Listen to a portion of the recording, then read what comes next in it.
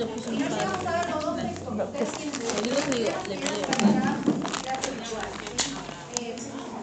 ¿cuáles son los textos? Ustedes tienen uno de Serna y uno de Cancelliere. No voy a despegar ahora.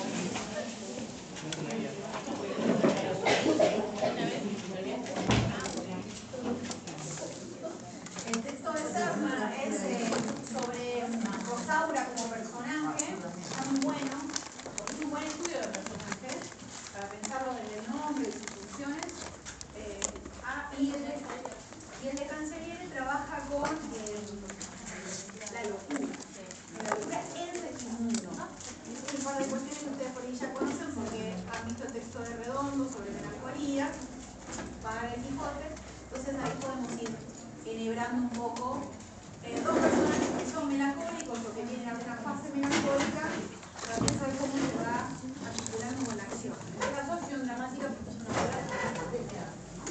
Bien. Bueno, pero antes quiero plantear algunas cuestiones que son importantes con respecto a la estructura. Hay cuestiones que creo que hay que mirar del primer acto sobre todo, porque el primer acto es bastante ilustrativo de cómo se va a ir construyendo después la acción dramática y el conflicto central que es en torno al libre albedrío. ¿Ustedes tienen clase después de esto? No. Entonces seguimos esta bien, no me quiero. Ay, gracias. Desde antes. Obvio que no lo olvídense, ¿quién juega a la 10 de la noche? No,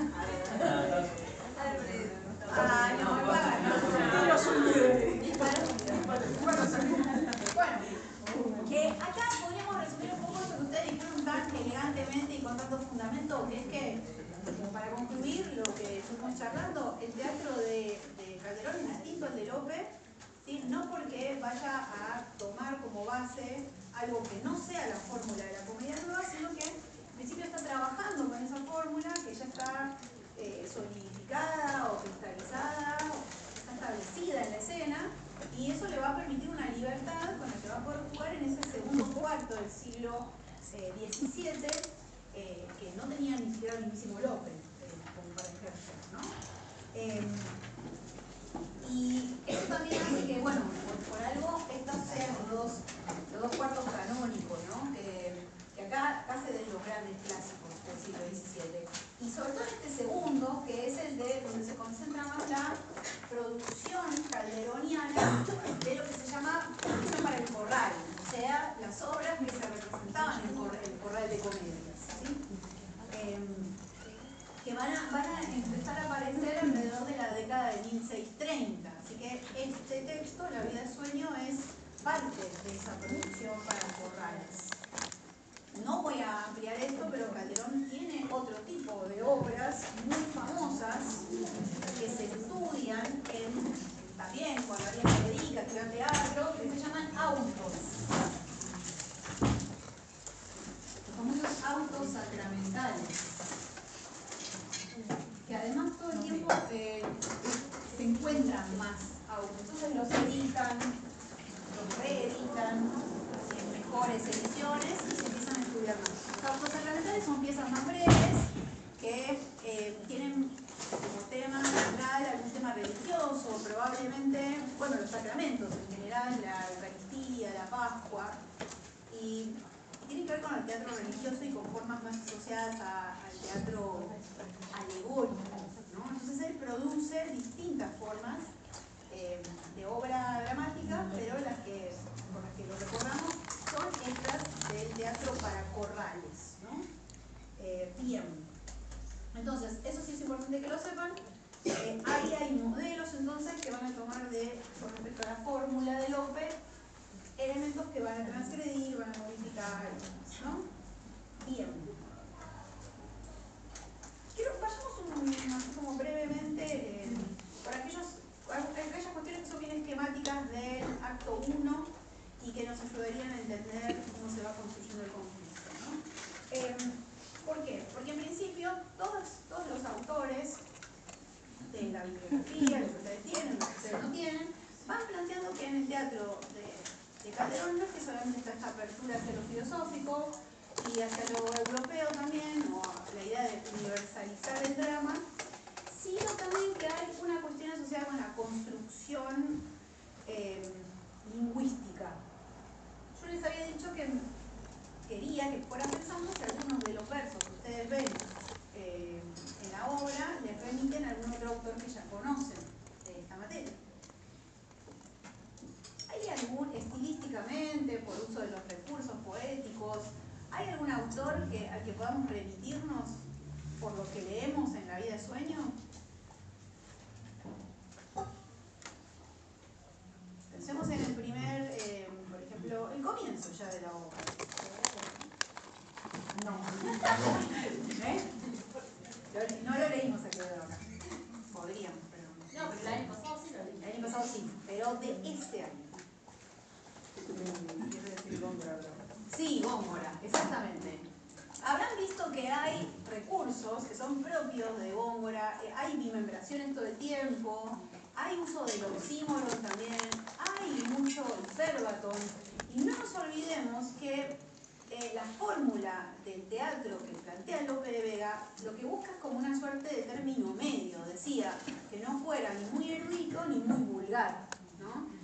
Lo que había que lograr era contentar al público, a ese público general que se llama el vulgo, pero no por eso tenía que caer en vulgaridad. Cosa que, ¿se acuerdan que Góngora y Quevedo no le reconocen? Habíamos leído un soneto, Patos del agua chirle, ¿no? El estilo de Lope para esos grandes poetas es como nadar en el agua de los patos, ¿no? Un poco profunda, llana, sucia, ¿no? Bueno, pero acá eso no está.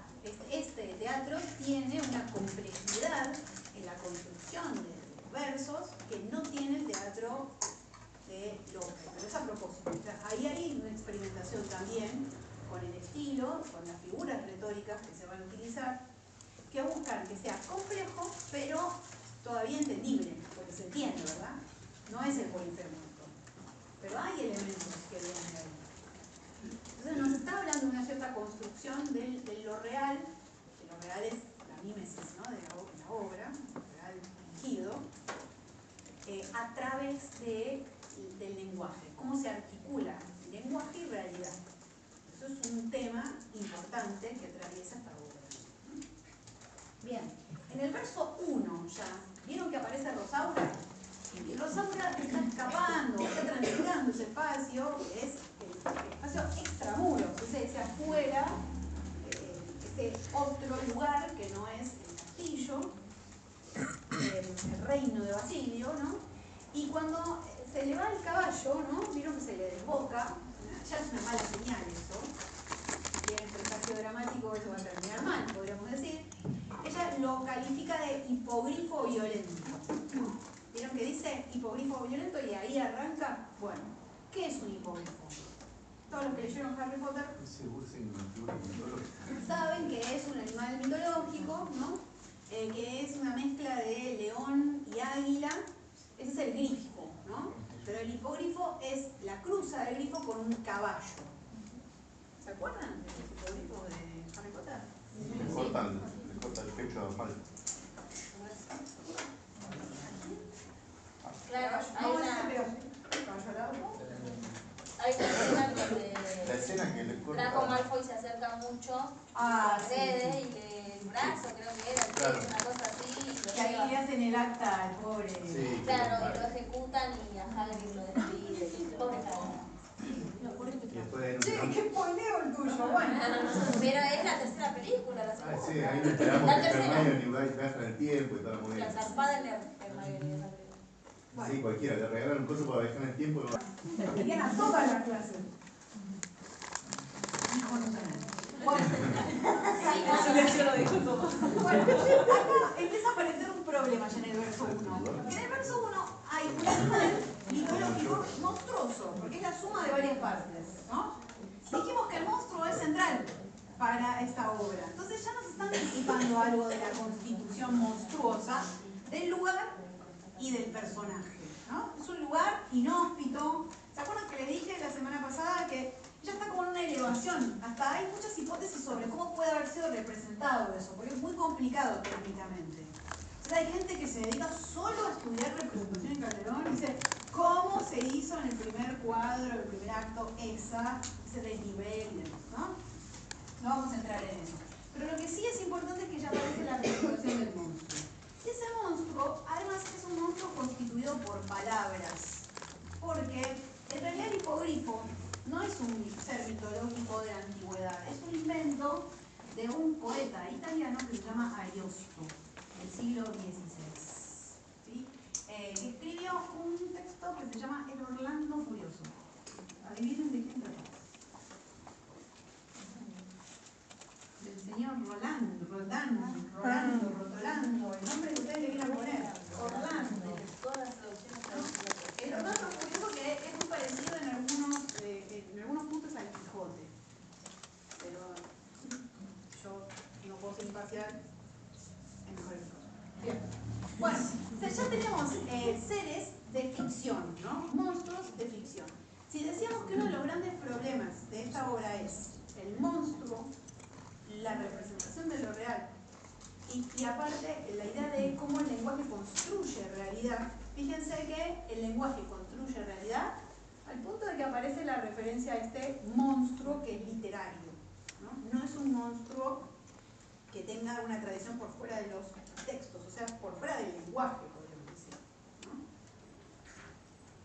Y después aparece, para duplicar monstruosidad, Rosaura vestida de hombre, ¿no? Si tenemos compuestos, ¿no?, disímiles, contradictorios, incluso ya aparece el motivo de la mujer vestida de hombre, que es un motivo muy extendido en el siglo XVI y el XVII. En el Quijote ustedes no llegaron a ver esto, pero en el Quijote hay mujeres vestidas de hombre también. En Shakespeare aparecen todo el tiempo, ¿no? Es un motivo que está asociado con la restitución de la honra. La mujer pierde la honra, tiene que salir a vengarla, porque o no hay una figura masculina que pueda ayudarla, o porque no puede contárselo esa figura masculina, y aparece Rosaura en tren de ese plano, ¿no? Entonces ahí ya hay una idea de un otro compuesto monstruoso, ¿no? Y ella, cuando él dice el hipogrifo le está hablando al caballo desbocado, un caballo representado así como el hipogrifo. O sea que hay un espacio ahí que también es monstruoso, pero es un espacio que no puede ser transitado ni por el caballo, ¿no? Después sabemos, nos vamos a enterar, que es el espacio de Segismundo, que es el gran monstruo de esta obra, ¿no? Cuando se habla de este lugar, se lo nombra como confuso laberinto. ¿Ven cómo aparece esta idea de la complejidad, la monstruosidad del espacio de los sujetos y demás?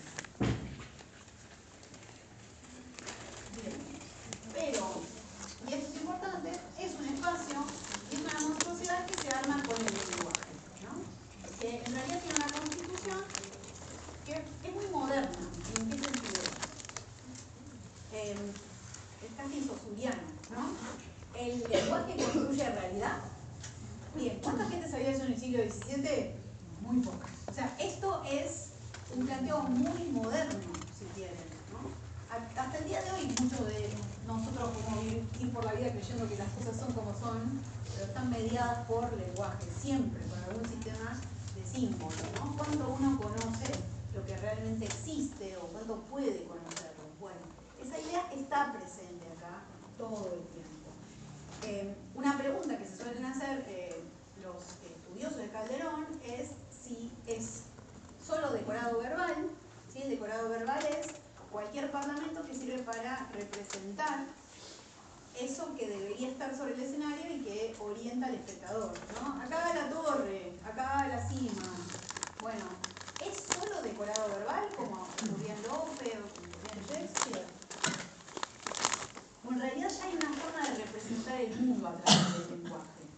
Es una pregunta, es la pregunta de Saussure casi, ¿no? Cortemos el pensamiento, ¿no? ¿Se acuerdan de ese dibujito muy ilustrativo? Bueno, cortemos el pensamiento en unidades y ahí tenemos el lenguaje. ¿Dónde nos queda el mundo? No sé. El mundo está representado en ese lenguaje. Sí. Perdón, en referencia a la Rosaura que parece vestida de hombre, ¿está relacionada, o yo estoy loca capaz, la mujer tenía acceso a poder actuar en el teatro. En el teatro español sí. Sí, en el teatro de Shakespeare no. Entonces, esa mujer vestida de hombre era un hombre vestido de mujer que se vestía de hombre, ¿no? Como niveles de ficción importantes. Claro, las mujeres podían actuar. De hecho, Lope tenía varias amantes muy famosas. Y sobre las mujeres pesaba el famoso prejuicio, las mujeres actrices, de que eran todas putas, ¿no? Que eso ocurre desde el siglo XVII hasta Eva Perón, ¿no? Pensemos que ahí está esa idea misma, ¿no? Toda la actriz comercia con su cuerpo, actriz.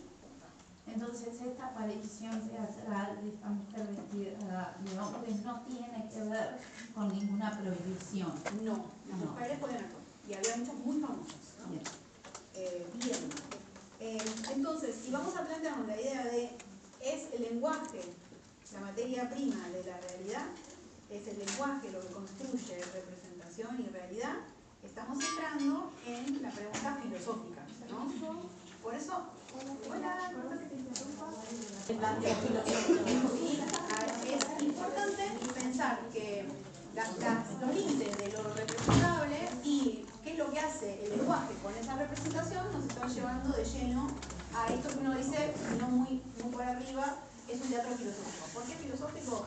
Y porque plantea cuestiones como la libertad del sujeto, el libre albedrío, eso también es de orden religioso, pero también porque está construyendo una realidad a partir del lenguaje. La pregunta es si esa realidad preexiste al lenguaje o no. Saussure, otra vez. Saussure y todos los racionalistas y demás, ¿no? Toda esa gente de la que robó Saussure.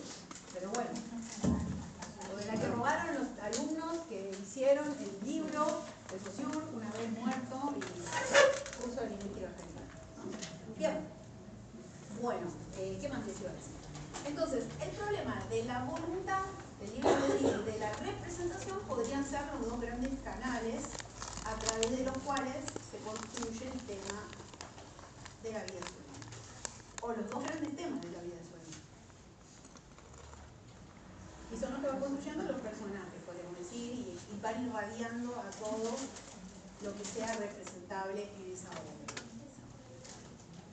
Profe, de hecho, el nombre, la vida en sueño, tiende a algo filosófico de por sí. Exactamente. Porque el hecho del sueño siempre busca ser estudiado o algo, pero nadie logra encontrar una base para decir por qué soñamos, o bueno, capaz que sí, pero tiene esa base filosófica ahí. O si la realidad, o si la vida es como el sueño, y el sueño es como la vida, que distingue a uno del otro, ¿no? Y esa otra, ahí va en ese tren de preguntas filosóficas, ¿no?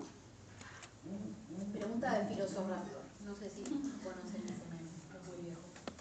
Bien, por ejemplo, en esta necesidad de representar o de leer lo representado, pensemos en el personaje de Basilio. Basilio interpreta todo como representable, todo es legible, ¿no? Toda la realidad puede ser representada y podemos leerla. Entonces él hace una lectura de esas señales que se van construyendo en el nacimiento de su hijo.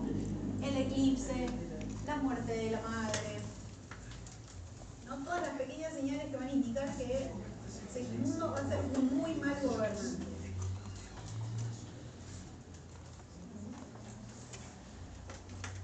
El conflicto, de esa forma muy directa de lectura y casi de determinación, es la irrupción de Segismundo. Segismundo viene a representar esa libre voluntad, ese libre albedrío, que genera el conflicto trágico. ¿Por qué? Porque Basilio parece tener todo ordenado en un sistema de representación. Y Segismundo irrumpe con su deseo de ejercer esa libertad y desordena o trastoca lo representado, ¿no? Lo que se representa para él y para el mundo, ¿no?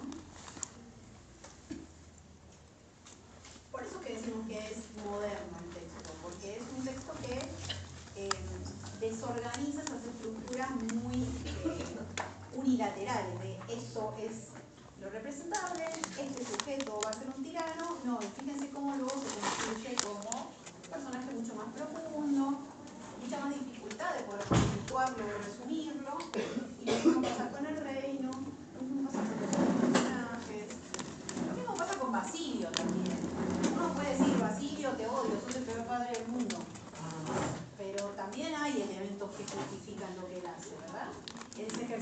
violencia es un ejercicio casi maquiavélico, si quieren. Sí.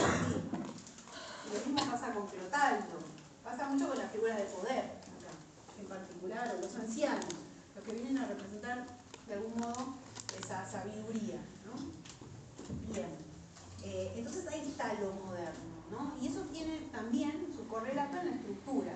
Porque decíamos, ¿por qué no termina mal? Bueno, ¿por qué evita el desenlace trágico? Porque en esta representación que se pone en cuestión, ¿no? Que de alguna forma se corre con la aparición de ese Segimundo, bueno, también hay una transformación, una complejización del final. El final no va a ser un desenlace trágico, a pesar de que todo el tiempo se insiste con pequeñas señales de que eso va a terminar muy mal, ¿no? Nos damos cuenta desde el comienzo que esto es una tragedia. Bueno, pero la trama también entonces responde al tema de que sí, está todo preparado para que se termine mal, pero podemos hacer también lo que queramos. Exactamente. Entonces, esa idea de libre albedrío... Está predestinado, pero somos quienes también de poder decidir y cambiar el curso. Exactamente. Fíjense que está funcionando, como dicen los Simpsons, funciona a muchos niveles, ¿no? Está funcionando a nivel de la trama, de la acción dramática, de la configuración de los personajes, de la idea de realidad que se construye en esa mímesis dramática, ¿no? Está funcionando todo el tiempo.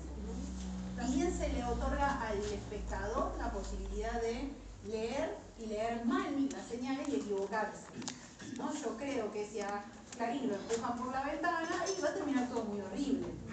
Clarín es un pequeño germen de algo, puede ser gracioso.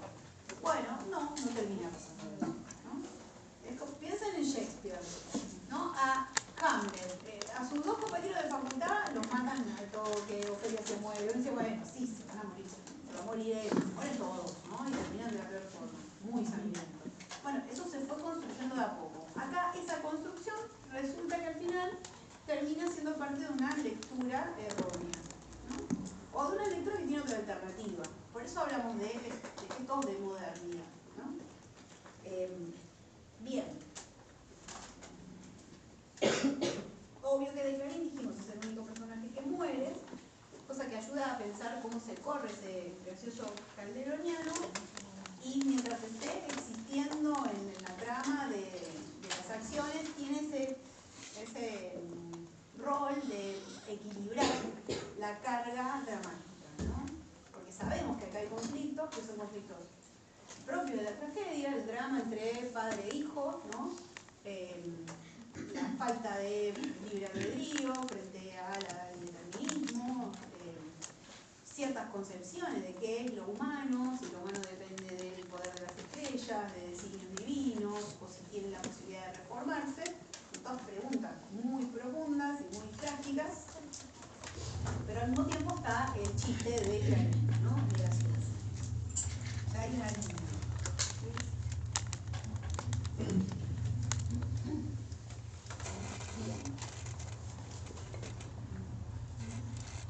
Y después, un par de cosas para que 5 minutos. Bien. El espacio en el que aparece Rosaura, Clarín, el caballo, el espectador, ¿no? Y describe cómo aparece la torre, y la descripción de esa torre es como si fuera una cueva. Sí, de hecho, la puerta de la torre es una funesta boca. Y eso ustedes ya lo conocen, viene de otro lugar. Viene del Polifemo. Porque se acuerdan que la gruta, una piedra era a la boca, ¿se acuerdan? Más o menos. La cueva era como una especie de, tenía como una abertura, que era la boca, y la piedra era una mordaza a la boca de la gruta, ¿no? Es la misma metáfora, o sea que ahí está pasada, ¿no? la construcción poética por el tamiz, si quieren, el colador de la poesía de Góngora, ¿no? Deudora directa. No nos olvidemos que en Góngora está esa voluntad de una construcción del mundo que se despega del referente. Es algo muy moderno y hasta le diría muy contemporáneo, que es esta idea de casi automatizar la poesía. La poesía construye su propio mundo en Góngora. Sí, hay momentos en donde se despega del referente, al punto de que es muy difícil poder desentrañar el significado. ¿Recuerdan eso? Eso es algo que le va a interesar mucho a las vanguardias españolas. Cuando vean la semana que viene mi clase, ahí lo van a tener a Lorca recuperando a Góngora, ¿no? Góngora nunca muere en este planteo de qué es la poesía. Entonces esta es la idea de la representación por la representación misma. Esto es profundamente barroco. Pensemos que el barroco ya no permite distinguir qué es artificio de qué es realidad. Es artificio sobre artificio. Estamos frente a un espacio que es doble. ¿Por qué? Porque lo estamos viendo como una ficción y para construir esa ficción recurro a metáforas muy complejas que ficcionalizan varias veces el espacio. ¿Se entiende esto? ¿O estoy como el señor del meme haciendo los tableros? Piensen que esto es obra teatral, que nosotros estamos viendo algo que está lleno de metáforas, ¿no? De metáforas muy complejas, ¿no? Esta idea de que hay una voluntad del arte por el arte mismo es algo a lo que termina llegando el barroco y que después es recuperado en el siglo XX incluso, ¿no? Y en esta idea de lo simbólico también aparecen elementos que son propios de, bueno, usar la metáfora, usar el símbolo, usar el mito. Porque cuando nos introduzcan a Segismundo, lo que va a haber detrás es un mito universal, que es el de Urano.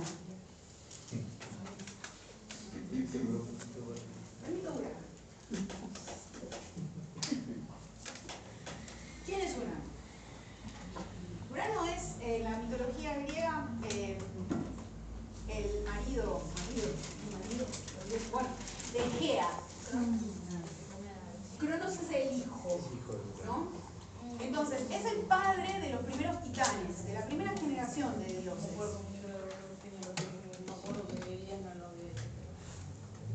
Bueno, Gea, en realidad Gea engendra a Urano y Urano es su hijo y al mismo tiempo el que tiene hijos con ella, ¿no?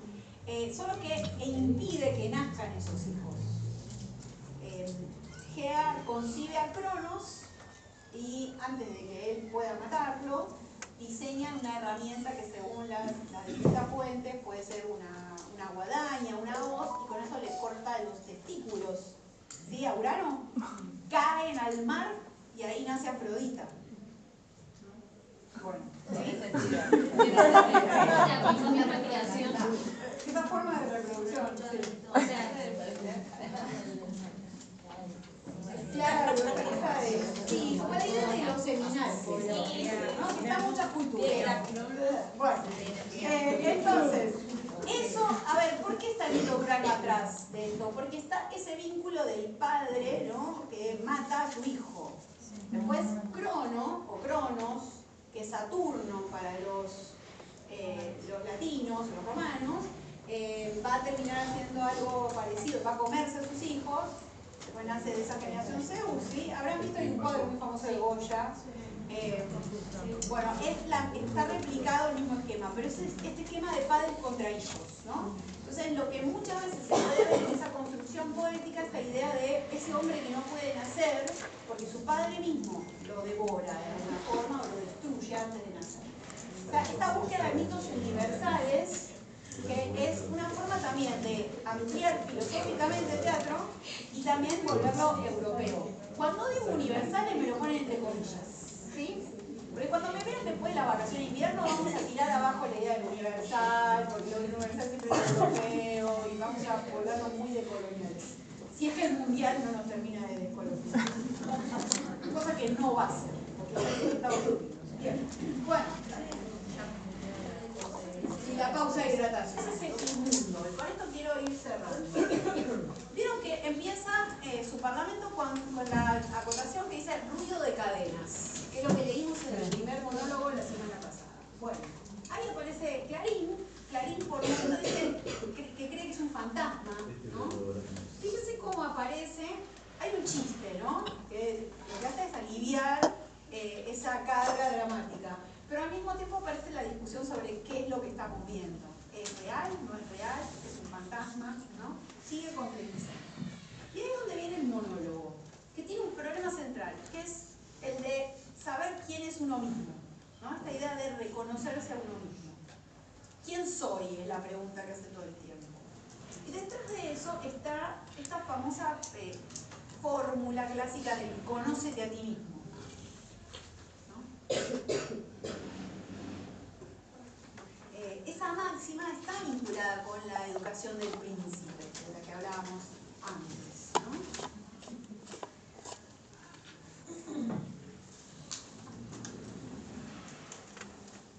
Entonces, el monólogo dice que es vivo cadáver, oxímoron, ¿no? Bien gongorina la cosa. Está esta idea del compuesto monstruoso de dos elementos imposibles, ¿no? Y después empieza a discutir esta idea de la fiera y el hombre. Porque hace, ¿se acuerdan? A lo largo de esas estrofas, va planteando distintos tipos de animales que parecen tener más libertad que él. Entonces, la fiera y el hombre son la gran oposición. Y hace preguntas, además. ¿Vieron que todo tiene pregunta retórica? O sea, preguntas que no van a cerrar. Y acá está bueno para pensarlo frente a lo que vemos de Basilio. Basilio es alguien que afirma y que en esas afirmaciones decide, ¿no? Por ejemplo, encerrar a su hijo. Hace una lectura cerrada. En cambio, Segismundo se hace preguntas todo el tiempo. Preguntas que no van a ser respondidas. Dice, ¿se acuerdan? Apurar cielos pretendo. Bueno, ese cielos es un llamado, ¿no? Es una apóstrofe, como figura, como recurso lírico. Es un llamado al cielo. Está haciendo preguntas al cielo. O sea, preguntas que no va a averiguar. Esa es una de las cuestiones más modernas de este planteo. No cierra a una interpretación. Y ahí aparece las aves, el bruto, el pez y el arroyo. ¿Sí? En ese orden. A cada una le va a dedicar una estrofa. ¿Se acuerdan? ¿Cuáles son los órdenes de la naturaleza o los elementos? Está el agua, la tierra, ¿no? El aire.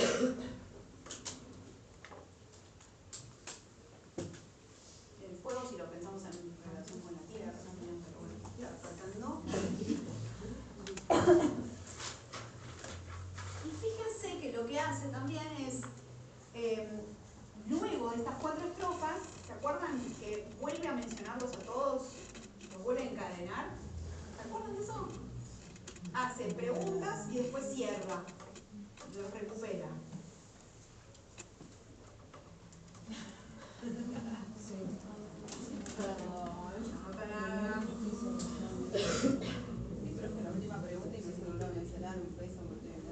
Claro, nace el ave, nace el bruto, nace el pez, nace el arroyo. ¿Ves la lámpara? Sí. ¿No? Bien. Sí. Dice, y después dice, en llegando a esta pasión, un volcán le está hecho, dice, que un dios le ha dado a un cristal, a un pez, a un bruto y un ave. ¿Ven que vuelve a todo? Bueno, eso también viene de Góngora. Es el famoso sistema diseminativo recolectivo. ¿Se acuerdan de esto? Pueden decir que no. Muy bien, acá. Es más que un recurso, es una disposición de la materia poética. Y está mucho en Góngora. Góngora hace una suerte de demostración de una serie de elementos, los disemina. Como hacen acá, como hace acá Calderón. Primero el ave, después el bruto, después el pez, después el arroyo. Y luego los recolecta. ¿Sí? Diseminativo, recolectivo. Es de Góngora. Eso viene de Góngora, o lo usa Góngora fuertemente, ¿no? Mientras por competir con tu cabello, ¿se acuerdan de ese soneto del año pasado? Bueno, el cabello es el oro, ¿no? Las piedras preciosas, la boca, lo que fuera, y después los va recolectando. Primero los disemina, después los recolecta. Diseminativo, recolectivo. Esta idea de la variedad y la unidad, ¿ven que es muy barroco eso? ¿No? Son dos términos que se contraponen. Bueno, ahí está otra vez esta idea de la representación de lo real a través del discurso, a través del lenguaje, ¿no? Simbolizar. La pregunta sería ¿qué hay detrás de eso? Tal vez no haya nada. Y después dice el mayor delito es haber nacido, ¿no? Esa es como la gran frase del primer monólogo, ¿no? Esta idea de que literalmente el nacimiento de Segismundo es un delito porque parece contravenir el orden de la naturaleza. La misma naturaleza lo está señalando como un monstruo que el padre interpreta así. Pero después está la pregunta más general que tiene que ver con la libertad del hombre, ¿no? Es un delito nacer porque el hombre todo lo que haga va a ser transgresión de esa ley. Y ahí tienen a Segismundo construido como el hombre barroco por excelencia, ¿no? O sea, que está atrapado en una paradoja que no puede resolver.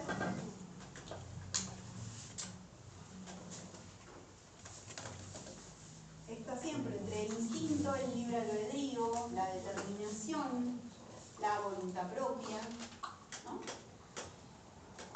La idea del hombre y la piedra, que él va construyendo en su primer monólogo, es un monólogo impresionante.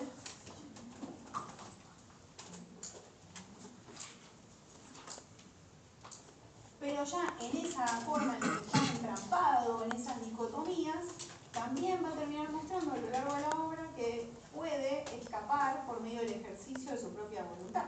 ¿Qué es lo que termina haciendo? ¿O no? Bueno, no es como en Macbeth, que uno no sabe si se equivocó o no haciendo la lectura del personaje. Shakespeare está mucho más claro eso. Acá parece que él triunfa, en definitiva, por el ejercicio de su propia voluntad, el ejercicio de la libertad humana, ¿no? Y ahí es donde podemos ver cierto elemento de modernidad, si quieren, ¿no? Sujeto moderno, sujeto no está condicionado, está atrapado entre esos dos principios. ¿Puede salir de ellos? Sí, puede salir de ellos. El final termina mostrándolo. ¿Se entiende esto? ¿Sí? Vale decir que sí, que no. Ok.